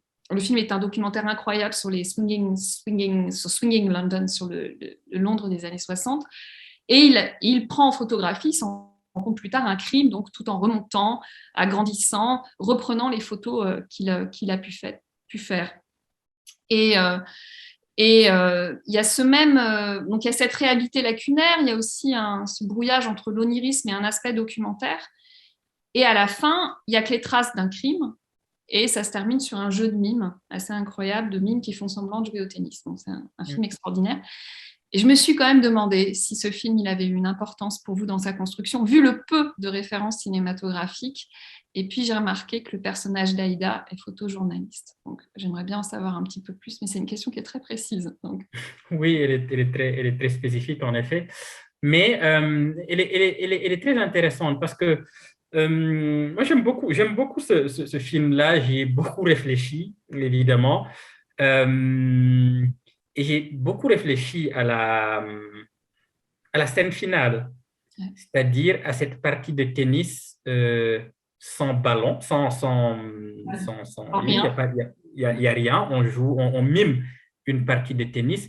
Et pour moi, c'était peut-être la métaphore même d'abord concentrée de tout le film, mais ça peut être une métaphore aussi hum, du, je ne vais pas dire de la littérature, mais peut-être d'un genre particulier qui est le polar à son meilleur, c'est-à-dire les polars qui n'ont pas, enfin, qu'on lit comme on joue une partie de tennis sans ballon, c'est-à-dire les polars qu'on lit avec l'idée qu'il y a peut-être un crime, un mystère, et qu'au fond de tout cela, il n'y a pas grand-chose finalement, ou qu'il n'y a rien à découvrir, ou que la tension qu'on peut ressentir en lisant est une tension vide lorsqu'on va en son fond. Et qu'est-ce que cela nous apprend? Ben, que l'important, c'est toujours le geste, le mouvement, le cheminement, l'illusion, parce que c'est aussi pour moi précisément un grand film sur euh, l'art lui-même, sur l'illusion même du cinéma. Et on peut dire que sur l'illusion aussi de la littérature, tout simplement, qui est une forme mise en œuvre extrêmement, qui peut être brillante, mais qui en demeure pas moins une illusion. Dans La plus secrète mémoire des hommes, à un moment, Jegan se dit que la littérature est une sorte de cercueil extrêmement brillant. Mais lorsqu'on ouvre le cercueil, on ne trouve rien. Il n'y a pas de cadavre. Et c'est une analogie possible avec cette partie de tennis dans Blow Up. Donc, cette mention-là n'est pas simplement gratuite. Le fait que ce soit Cortázar qui l'ait écrite, on en revient à l'Argentine, on en revient à bien sûr, à cette littérature très ludique aussi, incarnée par Cortázar, mais c'est aussi extrêmement sérieux. C'est une métaphore sans cesse posée de la littérature, du cinéma et de l'art. Et je pense qu'Antonioni l'a très bien compris. C'est pour cela qu'il met en scène magistralement cette fin-là du film. Donc oui, c'était un clin d'œil, mais aussi plus qu'un clin d'œil, puisque ça rejoignait un certain nombre de réflexions que j'avais sur, en tout cas que le personnage de Jegan pouvait avoir sur le sens même de la littérature et sur l'illusion du roman. J'ai aussi pensé à l'Aventura, puisqu'il y a cette disparition qui reste non résolue. Et voilà, tout le film, c'est cette impossibilité finalement de mettre fin à la disparition. Oui. Enfin, bon, il y a encore d'autres échos. Oui, voilà. Alors là, je vais revenir un petit peu. Je ne vais pas faire toutes mes questions parce que ça, on y sera encore dans 2 heures. Je vais revenir à la question de littérature et politique. Hein, donc, on a déjà abordé donc de cette intrication essentielle entre existence et politique. Alors, le roman, ça a été dit à multiples reprises déjà, mais il traverse le XXe siècle jusqu'à notre époque contemporaine. Il traverse une vaste cartographie poétique et géopolitique, de l'Afrique en passant par l'Europe, à Haïti et à l'Amérique latine. Ça m'a marqué quand même que l'Asie et l'Amérique du Nord sont en revanche absentes de cette cartographie-là. C'est une traversée immense, mais ce qui tient un peu le livre aussi, c'est les liens entre littérature et politique, justement, ce fil rouge du roman. Alors ça participe à ce partage du sensible, comme dirait Rancière, à cette capacité à reconfigurer le monde et qui est évidemment politique. Mais aussi, ce qui me frappe, c'est que vous choisissez des moments historiques qui sont quand même extrêmes, hein, qui sont des condensés en fait de violence, donc les guerres mondiales, la colonisation, la Shoah, la révolution argentine, les indépendances africaines, les soulèvements en Tunisie, en Algérie et au Sénégal. Et le roman, finalement, choisissant ces moments-là, agit un peu comme un révélateur des postures, des impostures, des courages, des lâchetés de chacun. Et la littérature devient, et ça le personnage de Jegan l'explique très clairement, le pari dérisoire est nécessaire afin de rendre le monde habitable dans toute cette violence. Et ça m'a fait pensez, alors je suis désolée, il est européen, mais en fait, en même temps, il est aussi fait partie de la République mondiale des lettres ou de la République des lettres sans frontières, c'est Kafka. Et à son aphorisme très célèbre du journal, étrange, mystérieuse consolation donnée par la littérature, dangereuse peut-être, peut-être libératrice, bon hors du rang des meurtriers, acte, observation. Est-ce que vous pensez que la littérature peut être un bon hors du rang des meurtriers? Là, c'est une question très large. Oui, c'est une question très, très, très large, en effet, mais disons que c'est peut-être par l'intermédiaire de Bolagno que je me rattacherai pas me rattacher à Kafka, mais disons qu'il y a dans les réflexions de Bolagno un certain nombre de choses qui font écho, bien sûr, à cette phrase de Kafka, sortir du rang des meurtriers. Puisque dans toute l'œuvre de Bolagno, il ne s'agit pas simplement de montrer des assassins ou de montrer les compromissions que des personnages, souvent des personnages d'écrivains, peuvent avoir avec des régimes politiques meurtriers, qui torturent, qui tuent, qui répriment, etc. Mais c'est pas seulement le montrer pour le dénoncer, mais c'est toujours se demander en creux si la littérature n'est pas parfois complice de ça. Et c'est la raison pour laquelle, oui, il met en scène beaucoup d'écrivains qui se compromettent dans la littérature nazie en Amérique, dans Nocturne du Chili, dans Étoiles distantes. Et c'est une question qui est là aussi, qui est éminemment politique, qui m'interroge moi-même sur...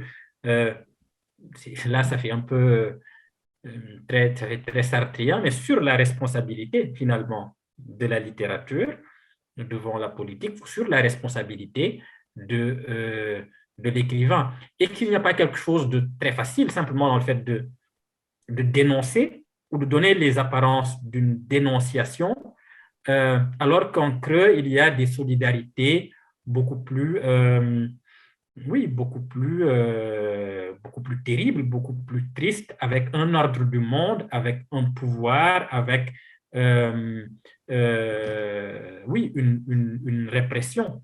Donc politiquement, ça a ce sens-là, de toujours se demander quelle est la valeur subversive de l'œuvre littéraire. Ou lorsqu'on parle de subversion politique, il ne s'agit pas simplement de montrer ces moments-là, qui sont des moments en effet très, très, très forts.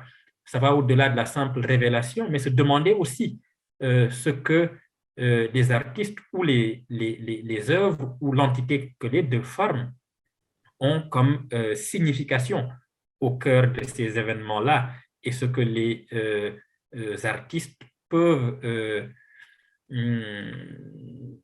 incarner dans leur prise de parole, et comment est-ce que dans leur propre conscience, ils peuvent aussi vivre le fait d'être dans ces événements-là et d'écrire ou de choisir l'écriture comme moyen d'expression. Donc oui, c'est écrire, c'est tenter de bondir hors du rang des assassins, mais encore faut-il dire que ce ne doit pas être qu'une image littéraire, précisément, et que cet héroïsme-là de l'écart ou de la marginalité, ou le fait de pouvoir sortir pour voir la vérité ou la chercher ou la pointer du doigt, s'accompagne parfois de difficultés, de compromissions et de dilemmes existentiels profonds. Et donc, c'était aussi ça qu'il fallait tenter de montrer. Ça, Bolagno a été un maître important pour ça. J'en doute pas. Sarah, je pense que tu as une question que tu voulais poser à Felwine, et puis après, je crois qu'on a une dernière question, une avant-dernière question commune. Oui, voilà. Donc, merci Angel. Donc, oui, pour Felwine, on peut discuter déjà de cette question, mais en tant qu'éditeur et écrivain toi-même, Et félicitations d'ailleurs pour le lieu qu'habitent mes rêves. J'espère que tu pourras nous raconter un peu à propos de ton roman. Je voulais aussi te poser la question, quelle est la trajectoire du roman africain en langue française, à ton avis? Et comment a-t-il changé depuis, par exemple, on a déjà parlé de l'aventure ambiguë, mais aussi l'enfant noir, le soleil des indépendances, etc., jusqu'à aujourd'hui? Je pense que c'est une vaste question et peut-être l'idée. Je pense que c'est une très vaste question et c'est même une question presque impossible. Je sais que on peut peut-être tracer une ligne entre la génération des Mia Couto, des Rmekedzi, des Boris, des Nouroudine Farah, des Ngugi wa Thiong'o, Amadou Kourouma, dont on a considéré que fondamentalement, ils ont décrit l'Afrique post-coloniale en mêlant précisément l'existentiel et le grand contexte politique de l'époque, quoi, et qu'ils ont réfléchi à la marche du continent après les décolonisations et voilà, mais là, je schématise, quoi. Et ils se sont fait l'écho de ces préoccupations-là et peut-être on inscrit cette Afrique-là dans la carte des imaginaires, dans la géographie imaginaire. Et je prendrais une autre génération, des gens comme David Diop, Miano, Chimamanda Teju Cole, Mohamed Khamam Bougar Sarr et tant d'autres. J'ai le sentiment que depuis, avec toutes les limites que ça comporte, quoi, de rapidement caractériser une littérature, mais j'ai le sentiment que depuis, même si Khamam Bougar est revenu dessus, quoi, entre le lien entre le politique et l'intime, entre l'existentiel et le politique, mais j'ai l'impression que ces voix sont un peu autonomisées, quoi. Elles se sont autonomisées, des assignations géographiques et territoriales, des assignations thématiques, et elles ont beaucoup plus embrassé, je veux dire, voilà, quoi. Donc, c'est ce que j'ai dit tout à l'heure, la grande archive avec plus de simplicité et plus de naturalité. Et c'est le sentiment que j'ai, quoi. Je veux dire, David Diop me permet dans son dernier roman de ramener le personnage de Adanson, tu vois, et de l'inscrire, voilà, dans un dialogue avec un contexte qui est le contexte de la traite négrière sur l'île de Gorée. Après avoir écrit un premier roman sur la figure d'un tirailleur, et j'ai vraiment le sentiment, je n'aime pas trop la caractérisation de littérature monde, voilà, ou ce genre d'épithètes, mais j'ai l'impression que le geste de s'approprier un certain nombre de territoires imaginaires et de les faire siens dans sa propre production, dans son propre discours littéraire, il me semble un geste beaucoup plus autonome et beaucoup plus émancipé. Et c'est le sentiment que j'ai. Donc maintenant, peut-être que je prêche pour la paroisse des autres de ma génération, mais c'est le sentiment que j'ai réellement, quoi, d'une désassignation plus forte et d'une liberté peut-être un peu plus grande. En tout cas, voilà. Dire ça. Et peut-être rapidement une phrase sur ce que Khamam Bougar vient de dire sur la valeur d'un engagement. C'est une grande question, elle est inépuisable. Sur la valeur d'un engagement dans le texte littéraire, des figures comme René Char et Fanon m'ont intéressé justement parce qu'elles posent cette question-là. Donc Char dit, on peut tracer avec de l'encre silencieuse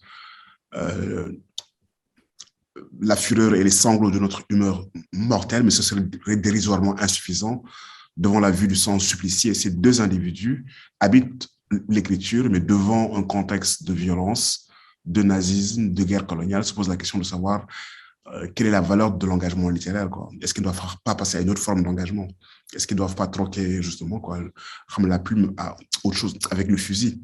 Et ils poursuivent cette quête-là et ils estiment qu'à ce moment-là, que la solitude du livre et que l'abstraction du texte est totalement insuffisante à répondre à la situation présente. Et tous les deux s'engagent, je dirais, physiquement et militairement. Et à la fin, lorsqu'ils reviennent, lorsque Fanon doit mourir et qu'il le sait, et que Char revient de la guerre, il retrouve que le geste littéraire est fondamental, quoi. Donc Fanon continue la lutte dans les derniers de la terre et se hâte de le finir avant de mourir, puisque c'est une arme. Et là, la littérature redevient une arme pour les temps à venir. Donc, voilà. On avait une question commune, Sarah. Donc, après le prix Goncourt de Mohamed, qui était évidemment quelque chose alors, extrêmement important, je pense, pour Mohamed lui-même, et vraiment encore félicitations. Mais il y avait aussi quelque chose de spécifique, puisque c'était le fait que non seulement vous êtes le premier africain subsaharien à obtenir le prix Goncourt, on reviendra là-dessus dans la toute dernière question, mais c'est aussi le fait que c'est donc co-édité entre Philippe Ray et Jinsan. Et évidemment, là, il y a quelque chose de très nouveau aussi. C'est non seulement des maisons d'édition indépendantes et beaucoup moins grandes que Gallimard, Le Seuil ou Grasset, mais il y a le fait que Jinsan se situe à Dakar. Et évidemment, on se posait la question avec Sarah de savoir quelles implications vous pensez ça peut avoir, en fait, ce prix aussi pour ça, par rapport aux métamorphoses d'un champ d'édition qui peuvent peut-être changer aussi la géopolitique des lettres, puisque tout ça, c'est aussi politique et économique, hein, c'est du rapport de force. Donc, le fait de pouvoir avoir des maisons d'édition en Afrique qui vont avoir finalement des prix et ça va leur donner une visibilité. Voilà, comment vous envisagez cette situation-là et quelles sont les répercussions que vous entrevoyez peut-être sur le plan littéraire. Et l'autre partie de la question, c'est par rapport à la réception. Par exemple, dans mon pays, le Mexique, par exemple, il y a récemment un intérêt pour la littérature polonaise ou angolaise, traduite bien sûr, les régions nommées périphériques. Mais avec votre œuvre, Mohamed, on revient sur cet intérêt, mais aussi à la francophilie latino-américaine dont j'avais déjà parlé. Donc, votre œuvre est un roman en français, mais qui n'est pas français, qui a reçu l'adoubement d'une des plus prestigieuses institutions littéraires en France, le Goncourt, mais était publié par Philippe Ray et Édition Jinsan, basée à Dakar, comme Angaël l'a déjà dit. Donc, pensez-vous que ces romans et l'aventure de Jinsan permettent de créer une nouvelle catégorie de francophilie ou même valoriser un axe sud-sud dont on a aussi déjà parlé? C'est l'autre partie de la question. Felwine, tu veux réagir à ça?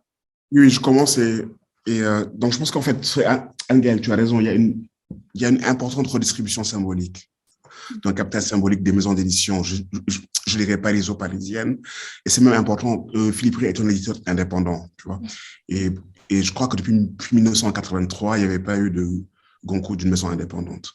Et il y a cette double redistribution, la coalition Jinsan-Philippe Ray. Déjà, pour Jinsan, on a reçu plein de demandes depuis, donc il faut le dire, je veux dire, ça croule, comme ça arrive de partout. Et avec l'idée que, ces petits éditeurs, Philippe aussi, quoi, je pense qu'il en reçoit beaucoup, donc peuvent performer là. Et je pense qu'avec Mohamed, on a déjà discuté et réfléchi, quoi, pour ouvrir Jinsan à une plus grande capacité d'édition. Bon, là, je le dis là, quoi, mais on crée une collection roman que Mohamed va diriger.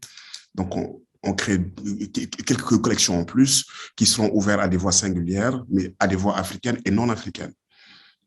Avec l'idée que, voilà, on va inscrire un geste littéraire qui, justement, quoi, élargit l'archive, qui ne s'inscrit pas simplement dans l'imaginaire du continent, quoi. Et je pense que Mohamed est un excellent regard pour repérer tous ces textes-là des auteurs de sa génération en deçà et au-delà, qui sont des voix singulières et qui pourraient venir dans Jinsan. Et je pense que peut-être que si on lit bien son roman, et Sarah a raison, on se rend compte que c'est un roman en langue française, mais c'est pas un roman français. Mais je ne sais pas comment le qualifier, en fait. Mais je dirais pas non plus c'est un roman sénégalais africain. En tout cas, voilà. En tout cas, c'est une matière que je ne nommerai pas, en fait. Et c'est la matière de l'écrivain, c'est la matière de l'écriture. Et je pense que ça, c'est intéressant. Si on va au-delà de la vision un peu stérile, parce qu'il y a quand même j'ai lu des critiques stériles dans Jeune Afrique disant que oui, qu'il a été primé parce qu'il a su répondre au code de littérature française qui a été reconnu, etc., donc une forme d'assujettissement à un imaginaire français, donc qui l'aurait récompensé. Ça, c'est être passé totalement à côté du geste littéraire de la plus secrète mémoire des hommes. Et je pense qu'avec le temps, une fois que la vapeur sera retombée, ça dit des choses beaucoup plus profondes, quoi. Ça dit ça dit que, en tout cas, que cette géographie littéraire-là, elle a, en tout cas, de mon point de vue depuis longtemps, elle a plus de centre ni de périphérie, quoi. Il y a peut-être quelques restes de ce discours-là, de la République mondiale des lettres avec le cœur qui serait Paris. Mais lorsqu'on regarde la production littéraire elle-même, quoi, et qu'on est en dehors des catégories de la francophonie institutionnelle, on se rend compte que ça fait longtemps qu'elle n'a plus de centre. Et qu'il serait temps, justement, que les institutions littéraires, ben, même si elles sont encore majoritairement en France, qu'elles reconnaissent que ce qui les nourrit, que les textes qu'elles doivent primer, ben, sont les textes qui viennent de géographie plurielle, enchevêtrée, articulée et complexe. Et je pense que ce Goncourt-là ouvre aussi une voie à la renégociation de cet espace-là, quoi, à la renégociation et à son élargissement, quoi. Et ce qui me réjouit, c'est qu'un jeune dans une banlieue à Rufisque ou à Bruxelles, à Ixelles, je veux dire, ou au Québec ou au Togo, ben, se disent que cette région-là, c'est une région qui lui appartient, en fait, et que justement, quoi, et qu'elle n'est pas, et que ce n'est pas le 7e ou le 6e arrondissement d'une ville que j'aime beaucoup qui s'appelle Paris. Donc, je pense qu'on est juste au début et que c'est un vrai événement et qu'on en saisira vraiment toutes les implications plus tard, puisque c'est un événement. Et le caractère de l'événement, c'est ça aussi, quoi. C'est que toutes ces implications, ben, elles vont apparaître dans le temps. Il y a des choses que nous, on pressent en termes de remaniement, de réaménagement, etc., etc. Mais je pense que l'ampleur ira largement au-delà de ça, quoi. Mais en tout cas, nous, on se prépare à Gibson pour être en capacité, voilà, quoi, de jouer un rôle intéressant, de contribuer de manière intéressante dans les années à venir, quoi, en produisant plusieurs voix intéressantes, singulières, issues de géographie africaine, mais pas simplement. Est-ce qu'on pourrait parler tout simplement de la géographie des affinités électives, ou c'est trop faible? Absolument, c'est une belle expression. Ouais. C'est une très belle expression. Alors, on parlait justement avec Sarah, juste avant l'entretien, de la façon dont on pensait que cet événement et le livre de Mungard défaisaient complètement le paradigme de la République mondiale des lettres. Donc, c'était une discussion assez amusante parce que voilà.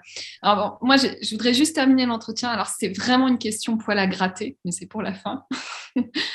Parce que c'est un peu rebrousse-poil. Mais je me suis quand même demandé, bon, alors, ce prix Goncourt, parce que inévitablement, c'est un prix Goncourt. Alors, il y a tout ce dont on vient de parler avant, qui, en fait, est quand même ce qui est le plus important, il me semble.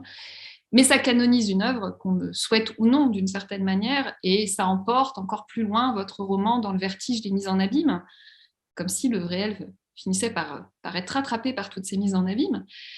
Et je me suis quand même demandé, Mungard Sarr, si à un moment vous n'aviez pas eu quand même l'envie d'avoir ce geste que certains auteurs ont eu, dont Julien Gracq, en 1951, qui a refusé le prix Goncourt, alors qu'il venait de publier quelques mois avant La littérature à l'estomac, où il fustigeait le milieu littéraire, le cirque des prix, et voilà. Et quand même, ce prix Goncourt, c'est aussi l'expression caricaturale d'un entre-soi masculin blanc européen. D'ailleurs, à souligner, il a été attribué à moins de 10% de femmes jusqu'à nos jours. Et le fait qu'on salue que vous soyez le premier auteur d'origine subsaharienne ou subsaharien à recevoir le prix. Il y a Marie Ndiaye, mais Marie Ndiaye, c'est encore une autre histoire. Vous posez peut-être plutôt la question pourquoi ça n'a pas fait scandale avant et pourquoi il a fallu plus d'un siècle. Enfin, bon, donc, est-ce que vous n'aviez pas eu quand même ce désir peut-être un peu fou qui vous a traversé et que vous avez sans doute, peut-être auquel vous n'avez pas cédé, mais peut-être dans un dernier éclat de rire, voilà, le refuser, un peu comme un pied de nez. Donc, la dernière question, c'est alors, Mungard Sarr, ce Goncourt, si c'était à refaire? Écoutez, je ne peux pas cacher que ça m'a traversé l'esprit, mais à ce moment-là, j'ai entendu la voix de plusieurs personnes qui me disaient « ne fais pas le con ». Parce qu'en réalité, la vérité, c'est que ça aurait pu être vraiment une suite logique, finalement, hein, dans un grand éclat de rire, c'est-à-dire pas dans la violence du geste politique, une sorte d'héroïsation, disant on monte sur ces grands chevaux, on ne veut pas de ce prix-là pour cela, mais vraiment dans une cohérence très interne, très littéraire au roman lui-même. finalement, et à cette volonté parfois, en tout cas, à cette hantise-là du silence dont on a parlé, ou de l'autonomie, etc., de dire non, finalement. En fait, oui, non, non, non, je n'en veux pas. Mais ça, c'était l'égoïsme pur et dur de l'auteur. Voilà. Il suffisait de réfléchir 2 secondes pour se dire que, en réalité, c'était un geste peut-être impossible, ou qu'il était peut-être trop tôt pour pouvoir le faire, précisément pour les raisons qu'on a évoquées un tout petit peu avant, c'est-à-dire pour tout ce que ça ouvre aussi, comme espace, comme potentialité, comme, euh, euh, oui, comme promesse aussi pour les littératures du monde entier écrites en français. Je pense que c'est ça aussi le sens symbolique profond de l'événement. Et je n'avais pas le droit, pour des raisons, je pense, qui somme toute sont vraiment égoïstes, liées à voilà, de dire non ou de refuser ce prix et puis par respect tout simplement pour Felwine, pour Philippe, pour toutes les personnes qui ont travaillé autour, je ne pouvais pas dire que non, je n'en voulais pas. Ça aurait été une folie. Je l'ai évoqué, j'ai dû l'évoquer un jour en plaisantant à Philippe Ray, et le regard qu'il m'a jeté à ce moment-là m'a tout de suite fait comprendre que c'était tout à fait impensable. Donc, pour toutes ces raisons-là, non. Mais pour être tout à fait sincère, vraiment tout à fait sincère, oui, ça m'a traversé l'esprit. Mais vraiment dans l'esprit du livre, vraiment dans l'esprit du livre. Mais à ce moment-là, je me suis rappelé que finalement, c'était une lubie entre moi et moi-même, et que je n'avais pas le droit voilà, de faire ça finalement. Mais peut-être qu'un jour, ça arrivera, et ce sera peut-être le signe ultime que tout ce qu'on appelle de nos voeux s'est réalisé. Cette sorte de banalisation ou de normalisation s'est accomplie le jour où voilà, un auteur gabonais récompensé du Goncourt dira non, comme grec, je refuse le Goncourt pour telle ou telle raison, et personne n'y trouvera à redire. Voilà. Je pense que Felwine n'aurait peut-être pas été très content non plus si vous Je l'aviez. suis pas certain. Non, mais bien Non, mais bon, évidemment. c'était une question parce que c'est vrai que ça aurait été très logique dans la suite du récit. Et puis bon, il y a ces institutions littéraires qui sont quand même, ma foi, fort écrasantes. Hein, et qui sont... Je veux juste intervenir là parce que je sais qu'on a bien dépassé le temps qu'on avait prévu pour cet entretien, cette rencontre littéraire magnifique. Donc, je vous remercie énormément del fondo de mi corazón. Muchísimas gracias a Mohamed, Felwine, Anne-Gaëlle, à tous. Merci énormément pour cette rencontre extraordinaire. Je vous remercie beaucoup. Et merci beaucoup, Sarah, de l'avoir organisé. Merci à Felwine de nous avoir mis en contact avec Mumgarsar. Et merci infiniment, Mumgarsar, de votre temps parce qu'on vous avait dit 1 heure et ça a été 2. Donc, oui. C'était un plaisir. C'était la preuve que la discussion a été très intéressante pour moi aussi, autant par vos questions que par les contributions de Felwine. Donc, merci beaucoup, Sarah, merci Anne-Gaëlle et merci Felwine. merci Merci Felwine. à toutes les personnes qui ont écouté.